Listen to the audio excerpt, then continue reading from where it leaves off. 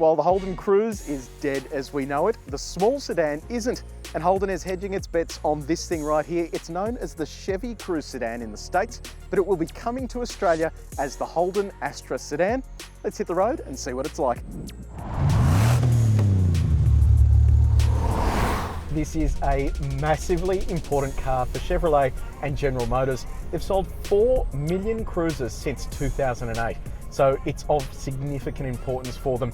So this new car is on a global architecture. It's on the D2 platform. It's the same platform that the Astra hatch uses, so it comes from excellent underpinnings.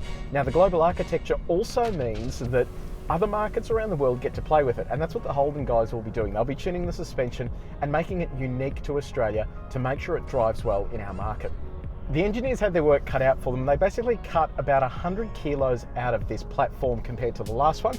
It's now powered by a 1.4 litre 4-cylinder engine. Now, it may sound like a little one, but it comes with a turbocharger and it's good for 110 kilowatts of power and a pretty impressive 245 newton meters of torque with a manual gearbox and 240 newton meters of torque with this slick shifting 6-speed auto. Out on the open road, all you need to do is give it a kick and it really picks up and gets moving. The engine's really elastic and the gearbox is quick to change down and give you everything that you need. Brake pedal feel is great and steering feel is good as well. This is an electrically assisted steering rack, so it doesn't have the weight of a hydraulic unit, but it gives them the advantage of being able to tune it however they like. In this US tune, it's a little bit light for our liking, but I think that when it comes to Australia, they'll probably beef it up a bit to give it that sportier feel. Now, being for the American market, this thing is quite softly sprung, but it's impressive because at the back you have a Watts linkage that really helps settle this car. And while it is soft for the US market, I think it has the goods to really firm up and give it that sportier feel on Australian roads without losing the compliance it has when it hits those bumps. Visibility out the cabin is fantastic and the infotainment system is a cracker. So this car basically comes in a few different trims in the States, but we'll be getting an LT and an LTZ in Australia, which means it'll come with a mix of 7 and 8-inch screens for that central unit. They all come with Android Auto and Apple CarPlay and look very similar to the unit that's currently fitted to the new Holden Colorado. Now, in terms of safety tech, this thing is pretty impressively kitted out. It's got 10 airbags, stability control and all that sort of standard stuff. It also has a lane departure system that will steer it back into its lane very lightly if you do start wandering.